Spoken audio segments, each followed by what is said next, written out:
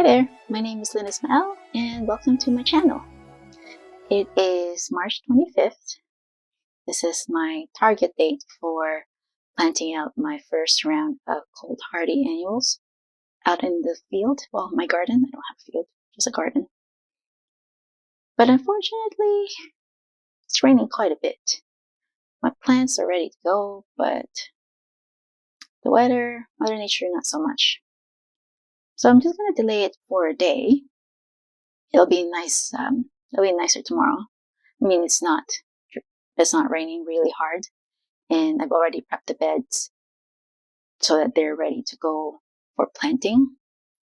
So I don't have to worry about the soil being compacted if the soil is too wet, because I think it should be okay. But yeah, it's just I just have to work extra hard tomorrow just to make sure that all the seedlings that I have planned to be planted this week will be planted. So there goes my video for this week.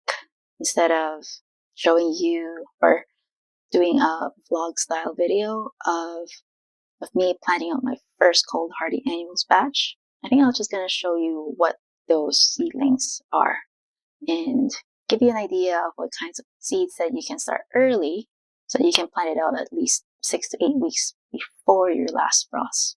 And that way you get ahead of your spring planting. To help me harden up my seedlings, I got myself these clear boxes from Canadian Tire. I believe they're either $12.99 or $13.99, but they act like a cold frame to get the seedlings acclimated to the colder weather. I set my seeds outside under a covered area and let them absorb UV ray for about 3 days, at least 3 days, preferably 7 days. But that's enough to get them acclimated to the sun. The first seedling I'm showing is Cerinthe. It's also called Honeyworth, and it makes a nice filler and also a bee favorite in my garden. I tried them last year and they grew quite tall for me because I planted them early in the spring. The one thing I do have to remember though is to stake them or have some form of plant support because they flopped once they got very tall. The next seedling is called Schizanthus. This is a new one for me, and the other name for this is called the Poor Man's Orchid. I got 2 varieties. First one is Angel Swing, and the other is Dr. Badger's Mix. Apparently they look like little orchids, and back in the day, in the Victorian era, when they collected exotic plants, only the rich people could afford to bring orchids indoors. But Schizanthus, you can grow from seed, hence the name, Poor Man's Orchid. So I'm really looking forward to seeing what they actually look like in real life. Next one here is Achillea. A common name is Yarrow. I grew 4 varieties, and one of this is the Parker's variety. The first batch of seedlings that I started this spring, I used my own mix. It's a recipe I found that I thought would save me money. But I think because I didn't mix the lime well enough, the peat remained very acidic, which hindered the plants from absorbing enough nutrients. So the seedlings struggled a little bit until I potted them up into a normal potting mix, and that's when they started looking better. These ones are Chantilly Snapdragons, and I believe they're in the group 2 category of snapdragons, which means they do better in the spring. I sowed these seeds second week of January, and you can see that at the bottom of the plant they are ready to branch out. Not gonna pinch these ones because I want them to bloom earlier than when I pinch them. I just need to make sure that I plant them farther from other snapdragons or other plants for that matter. So instead of planting them 6-inch apart if they were singles, I'll plant them 8-inch apart.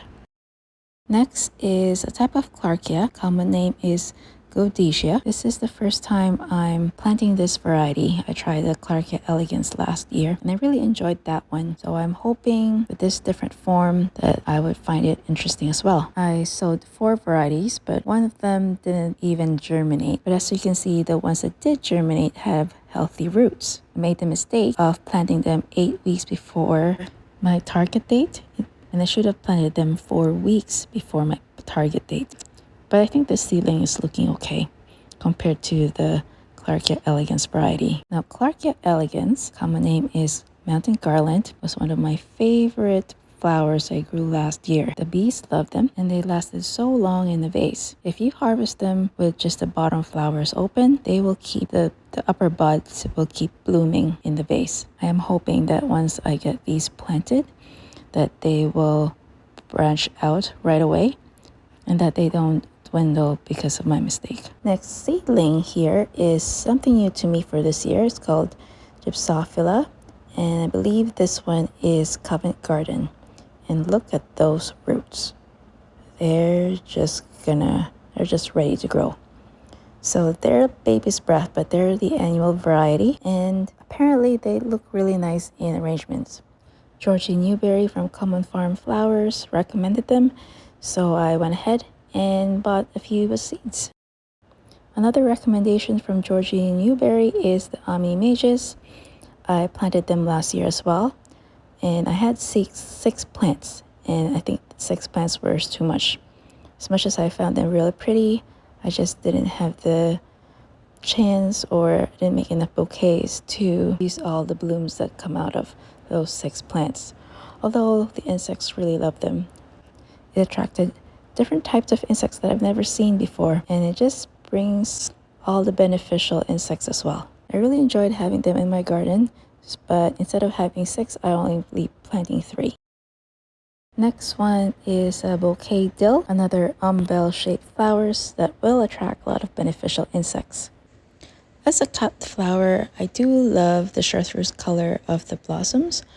However, you need to harvest them at the right time. I haven't figured that out yet, but hopefully this year I will. But regardless, I enjoy having this in my garden because it attracts all the beneficial insects after the Ami Mages have stopped or have slowed down in blooming. Next cut flower is new for me. It's Carthamus. It's also called safflower because you can actually use the flowers as a substitute for saffron. And also I think it looks cool. This is another variety of Achillea of yarrow, and this is a cloth of gold. And you can see how different the structure of the leaves are, which I think kind of looks interesting. So cloth of gold also has yellow flowers similar to Parker's variety, and I'll be interested to see which one's better. This one is a Rudbeckia.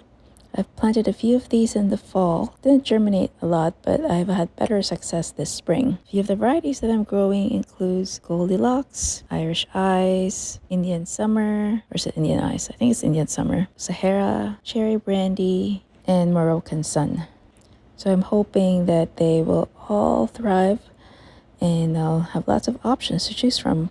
Here I'm holding 2 seedlings because I initially thought that they're both dianthus, but upon further inspection while editing this film, I think they're 2 different types. One would be a dianthus and one is another Gypsophila, I believe, and it's called Chrysamina. As you can probably tell, I didn't do a good job labeling my seedlings, so I'm just basing it by memory. This one is, I know it's a dianthus. I grew several seedlings in the fall, and I've also grown several for the spring. I'm hoping that the fall planted one will provide me some early summer flowers, and then the spring ones will be a good succession.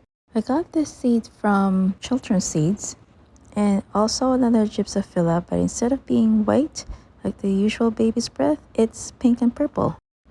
Now Statice, I enjoyed using Statice last year. I had white and blue, but this time I have rose, apricot, and another one called Forever Statice, which is a combination of lavender and yellow.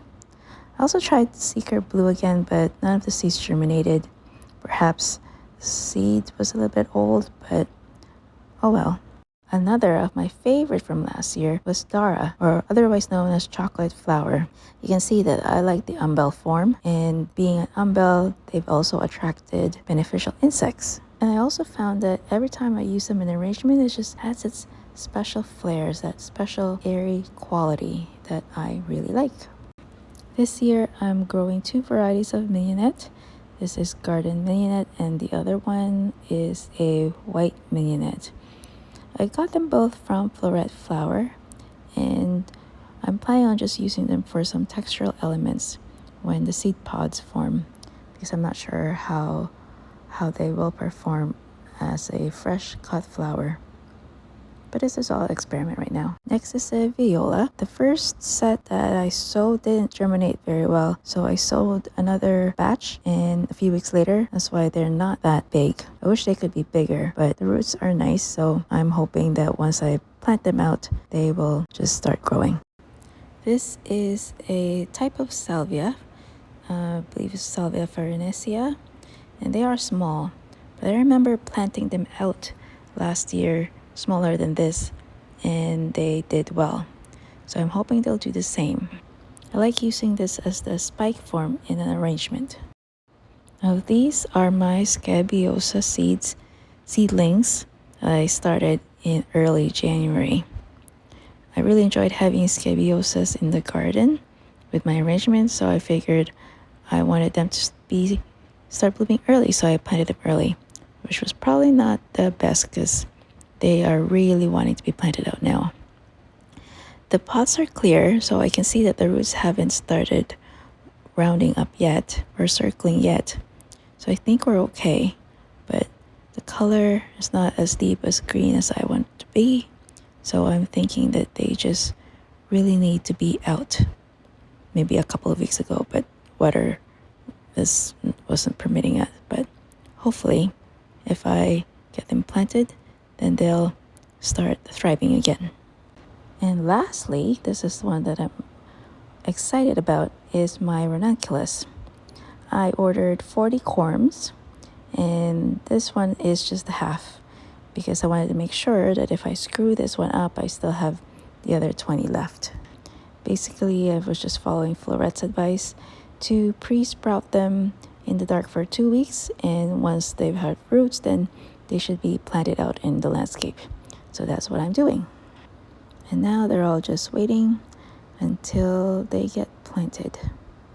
I think this is the most exciting part of being a gardener, is to planting out new stuff. Let me know what your favorite part of gardening is. Is it seeding? Is it planting? Is it harvesting? Let me know in the comments below. So there you have it. Those are the seedlings that I need to plant this weekend. So hopefully the next video you see next week would be the ones of me planting those seedlings out. If you stayed until the end of this video to watch this, thank you so much. If you haven't subscribed to my channel yet, please do. I try to consistently post every Thursday. I like to show my gardening journey so that people learn from my mistakes, because I do a lot of those. So thanks so much for watching, and I will see you when I see you. Bye.